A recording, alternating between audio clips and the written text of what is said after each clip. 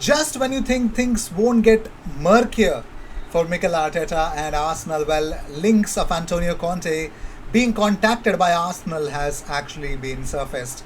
Well, of course, this was definitely about to come in for me, who has actually covered transfer news for a very long time. Apart, I think for a considerable amount of time. I think 2 to 3 years now. I can tell you, these rumors are definitely. I think they'll get stronger and stronger as more and more often Mikel Arteta loses. But more importantly, in this international break, there's nothing more to talk about other than new Arsenal owners and blah blah blah, new manager, Overmars coming in, because there's no footy to be you should have to wait for the boring international break. So proper footy is not back, and we got to definitely suffer from boredom more than not. I mean, it's either boredom or depression for Arsenal fans. Two feelings when Arsenal play and when they don't play throughout the season. So that's exactly what we need to be dealing with. But talking about Aaron Ramsdale, it looks like he might start against the upcoming game against Norwich City, because according to Alan Nixon, he says Aaron Ramsdale has told pals he thinks Mikel Arteta will turn to him for Saturday's match against Norwich, following Bern Leno conceding 5 times at Manchester City last weekend. The rapid change would also mean Sheffield coming in for an extra cash, as they had inserted some add-ons in his deal based on appearances, and insiders have revealed some of those bonuses kick in very soon after he makes just a handful of first-team appearances. And that's that, ladies and gentlemen. So it looks like, if you remember when Bern Leno got the first, I wanted Bern Leno to play, but it was Peter Cech. Bern Leno was getting Europa League games, if I remember, under Emery or something like that. No, not Europa League games maybe, but he was waiting for something to be happening for could have happened to Peter Cech, and then he got injured in between a game, and that's when he was substituted, and Bernd Leno got his game. I was really excited to, I wanted to see what Bernd Leno brings to the team, and I was supremely happy with what he actually brought in as well. So I was also of the opinion that Bernd Leno should have started the Arsenal versus Chelsea Europa League final at Baku as well. That did not happen, but that's completely fine, because you can't do anything else. But yes, that is what I believe that it should have happened. But yes, if Ramsdale gets I'd love to see Ramsdale, but my idea is Ben White, Ramsdale, and Odegaard. I need to see these three play together in a single game, in a single lineup. I need to see them together. So to see exactly how exactly they'll be, how exactly will they gel together. That's what I'm expecting against Norwich City, a minimum of these three players starting.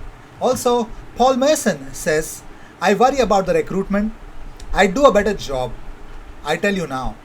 I'd do it for nothing, but I'd want Tony Adams with me.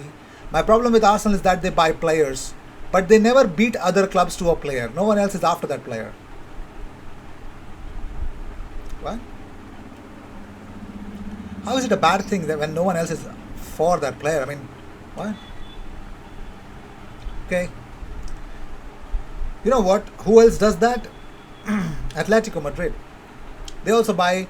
If you actually check out the kind of defenders that they buy, I mean, what the hell? Why would you even? Why should this be a strategy for any club to go all out against a player where there is too much competition to buy him? Like, why would you do that? Like, it's quite a vague statement. For, of course, it's coming from Paul Merson. Not everything that comes out from his mouth is actually logical, but yeah, I find this pretty vague and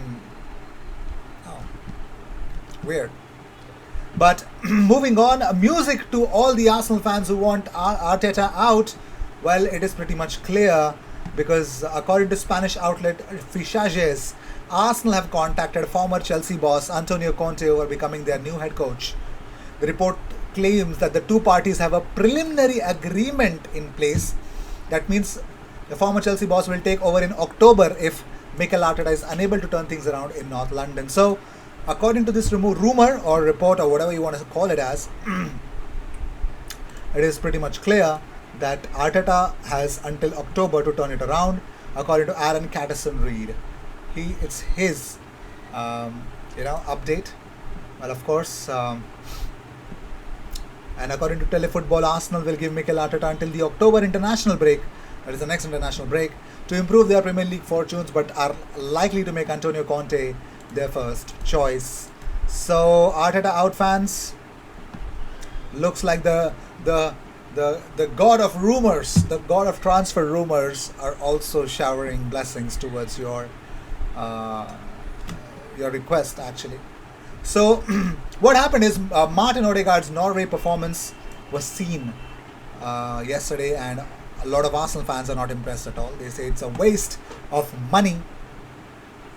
That's what has been said. So Martin Odegaard had a game against Latvia, I guess. Some fans were not happy with his performance. So they said that Odegaard's stinking up the place again. Another one said Odegaard is having a horrible game so far.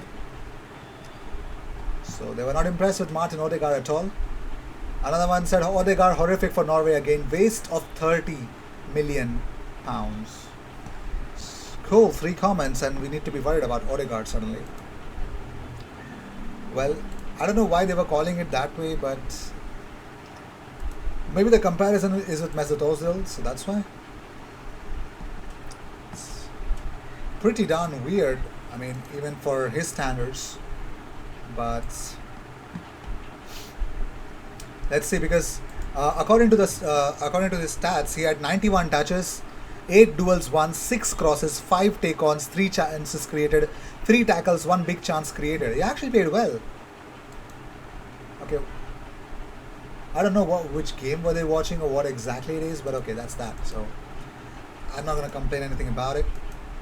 So moving on, so Arsene Wenger has opened up about Cristiano Ronaldo's Manchester United transfer. He's got a theory as to what he would bring to Manchester United and what kind of decision was made by the Manchester United hierarchy. Was it actually an obvious, or was it an emotional one? He says, Ronaldo was at our training ground and had an Arsenal shirt, but at that time, Carlos Queiroz was Alex Ferguson's assistant and convinced him to buy 18-year-old Ronaldo.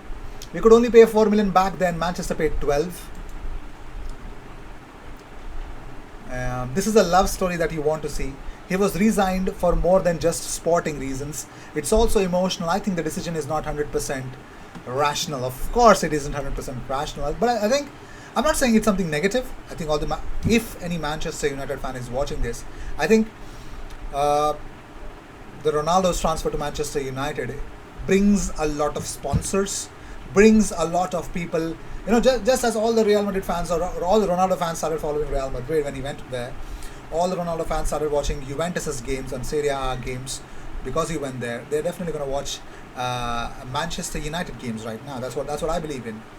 So that is exactly what's going to happen. So there's nothing bad in actually watching Ronaldo for Manchester United. I think I wouldn't be even sad if he scores against us. Like, seriously, for once. But yes, we needed that. We expected Messi to join, but Ronaldo came to Premier League, man. Love to see those kind of small certain things. But it looks like Arsenal can repeat a Sol Campbell trick to solve Bernd Leno replacement problems. Well, Arsenal got everyone. Also, they got Ramsdale for a goalkeeping option, but since they had Andre Onana. But let's see how that will turn out to be. So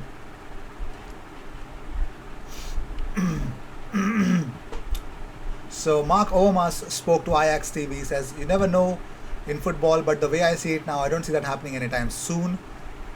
It's possible that he will leave in the winter, like Andre Onana, but that must yield a decent amount. It must go both ways. If the amount is not sufficient, then he will leave in July for nothing. So Leno's future uncertainty is definitely going to be a problem. So they can actually bring in Onana on a free transfer.